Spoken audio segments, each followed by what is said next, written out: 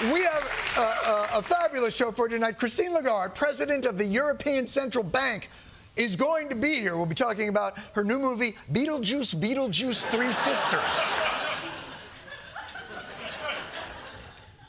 By the way, speaking of Europe, let's talk about the Middle East.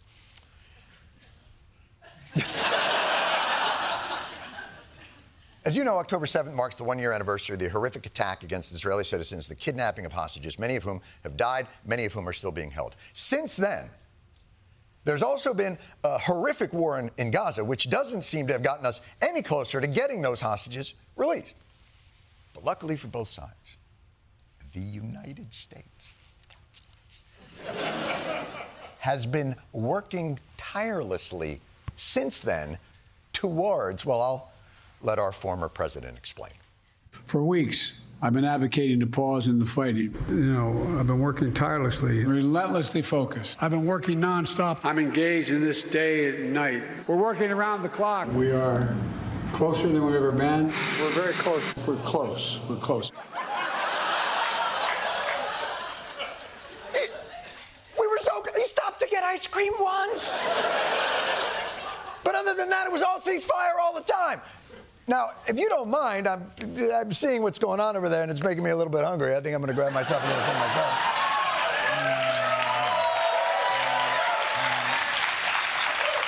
I'm going to take a little... I just shot ice cream into my eye. Ice cream is, I give the president credit, very dangerous treat. I'm going to take a big bite of my ice cream cone as I find out how our ceasefire efforts are paying off. Israel launching an all-out assault on Hezbollah in Lebanon over the weekend.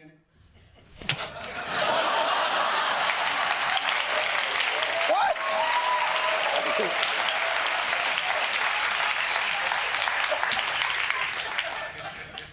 So worth it. Wait, we've been working tirelessly for a ceasefire in Gaza, and then in Lebanon? The whole point was we're going to downgrade Hamas, we're going to attack the terrorists there, we're going to get the hostages home. What did Lebanon do?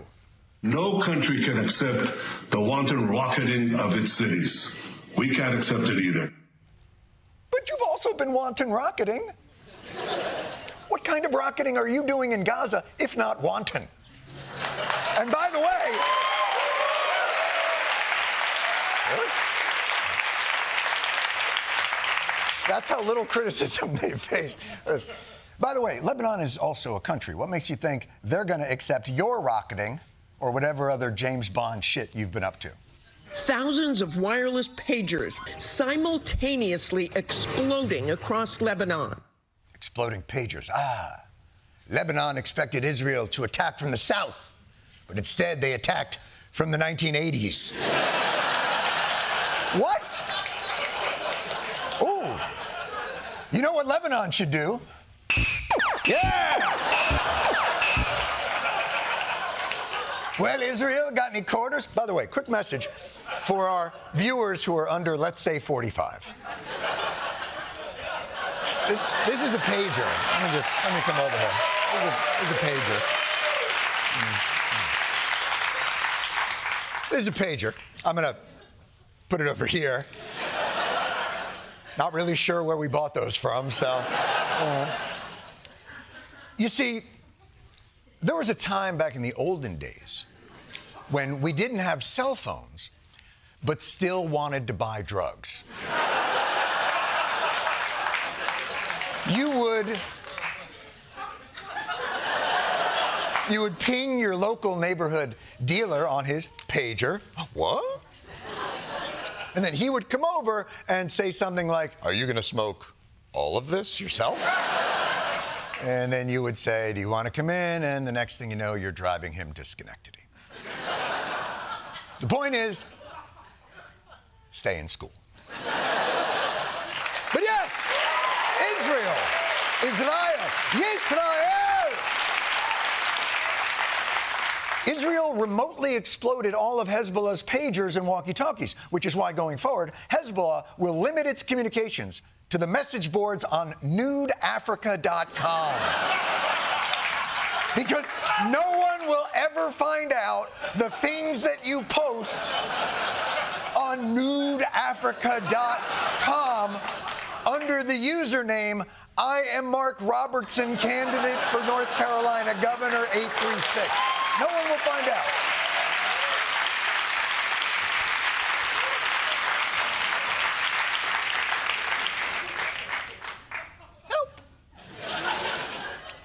Now, we know the Americans have been working tirelessly on a ceasefire in Gaza through countless hours and all 31 Baskin-Robbins flavors, apparently. But this new conflagration points to another outcome the United States has been very much trying to avoid. From day one, since October 7th, it's been one of our primary objectives to prevent the conflict from escalating, from spreading to other places. Prevent an escalation or widening or deepening of this conflict. We have been laser focused on trying to prevent that wider war since October 7th. I don't think we need a wider war in the Middle East. That's not what I'm looking for. Why would you be looking for that? You know what I'd love? A wider war in the Middle East. Well, now that a wider war has broken out in the Middle East, this is President Biden yesterday talking about what we're going to do about it. We're going to do everything we can to keep a wider war from breaking out. How f***ing wide does this war have to be before we call it a wider? Well, without Turkey, it's still technically in the margins. Look. As far as I'm concerned, it's not a wide war until it includes Mongolian archers. Come on! What are we doing? And by the way, if this isn't the wider war, then what is this?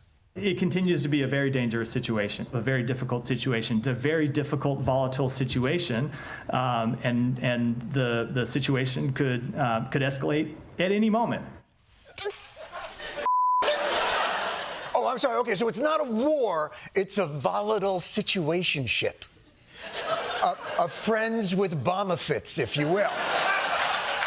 But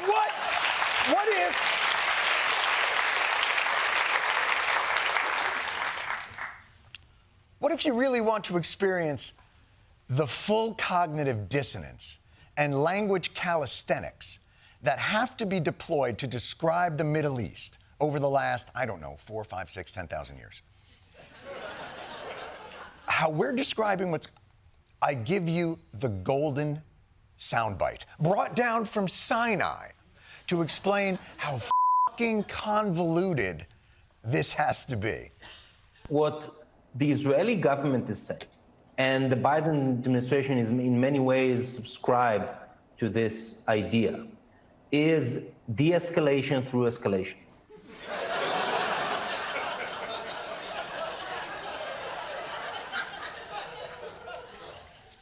Or as that is sometimes called, war! That is World War II. Look at the subhead. De-escalation through escalation. I mean, do you even hear yourself? My God, the de-escalation through escalation? That phrase is, where have I heard? It's right out of, hold on a second. Let me see if I can find, hold on. No, it's not in there. Hold on.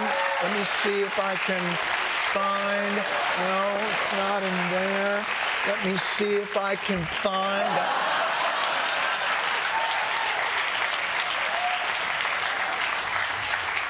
Oh my God. John, that cat has wreaked havoc on your bachelor lifestyle. Although I do take issue with one of Garfield's bromides. I happen to love Mondays.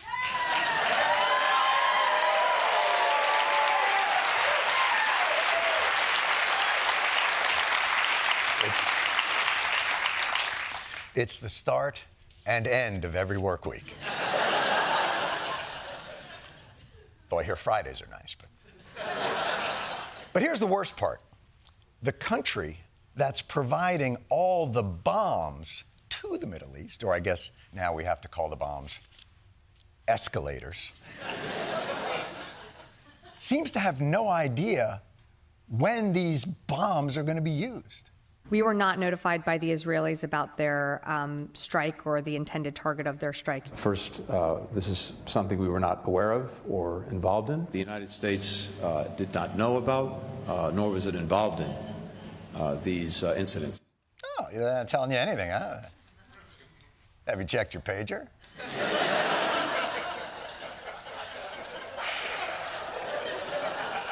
I mean, my God, there have to be other ways of achieving de-escalation without all this respectful exchange of missiles. Historically, that part is generally followed by years of sorrow and bloodshed. And we know there have been opportunities for de-escalation, but Netanyahu did not seem particularly interested in it. Oh, my God, I've criticized Netanyahu. What have I done? Go ahead. The people who are criticizing the prime minister, it is shameful, it is pathetic. We should be standing shoulder to shoulder with our strongest ally in the Middle East instead of launching this criticism. They criticize them for going too far constantly, and that gives Hamas comfort. I'm sorry? Criticism of the war is shameful, and it gives comfort to Hamas. You know who might be surprised to hear that? The Israelis, who are unbelievably critical of the war and Netanyahu. ראש הממשלה לא הישיר מבט לציבור ואמר את האמת, שהוא לא יביא את החטופים בחיים.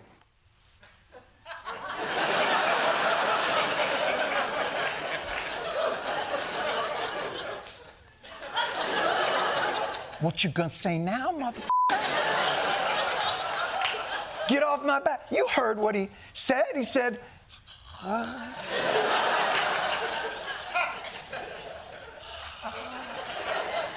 Does anyone have a Google Translate on what he said? The Prime Minister did not look the public in the eye and tell the truth, that he won't bring the hostages alive. It's a total failure, the Israeli government. No strategy, no vision. He is trying to do everything to prevent a deal. He don't have any intent to end this war. Netanyahu is lying as he breathes. What anti-Semites? The former Prime Minister of Israel and Defense Minister are. But still, people are going to see this segment and go, all right, maybe Israel isn't perfect, but criticizing them feeds the fire. Don't you worry about anti-Semitism? And to that I say no. I believe anti-Semitism will be fine. I gotta say, not for nothing, but from what I've experienced, it's very resilient. And it's not really tied to any event or war or activity or reality. For God's sakes, Kanye thought we ruined his Adidas deal. We just need orthotics, that's all. Anti-Semitism will survive this war like it survived all wars, going back to the brave Hebrews at Masada. Do you see, Rabbi? I was paying attention in Hebrews. But you know what? You know what? Maybe I'm wrong. Maybe the blame the Jews from the Black Death to the Spanish Inquisition to the space lasers will all go away if Israel does right, and peace will reign. And people will no longer baselessly and conveniently blame the Jews when things don't work out exactly the way they want them to. This is the most important election in the history of the United States. I'm not going to call this as a prediction, but in my opinion, the Jewish people would have a lot to do with a loss if I'm at 40%. Stop!